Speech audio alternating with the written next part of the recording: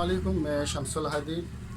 पूरे मुल्क में कोरोना वायरस का जो मसला चल रहा है,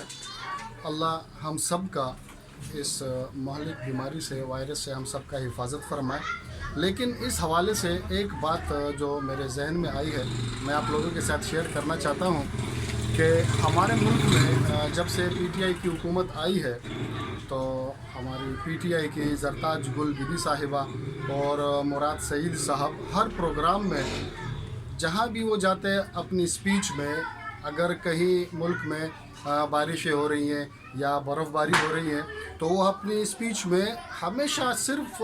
मुफ्त के जो है ये क्रेडिट लेते रहे हैं और यही कहते थे कि बारिशें हो रही हैं, बर्फ़बारी हो रही हैं और इसका सारा क्रेडिट जो है वज़ीर आज़म इमरान ख़ान साहब को जाता है। तो मैं मुराद सईद साहब और जरताज गुल बीबी साहिबा से ये पूछना चाहता हूँ कि कोरोना वायरस जो ये एक महलिक बीमारी फैली है हमारे मुल्क में, तो इसके बारे में जो है इन दोनों का क्या मौक़िफ़ है, उनका क्या ख़्याल है कि आखिर जब अच्छी चीज़ों का क्रेडिट ये हर बार मुफ्त में जो है वज़ीर आज़म साहब को देते थे, तो इस बारे में कोरोना वायरस के बारे में उनका क्या ख्याल है कि इसका क्रेडिट जो है वो भी वज़ीर आज़म साहब को जाता है या इसके बारे में उनका कोई और मौक़िफ़ है।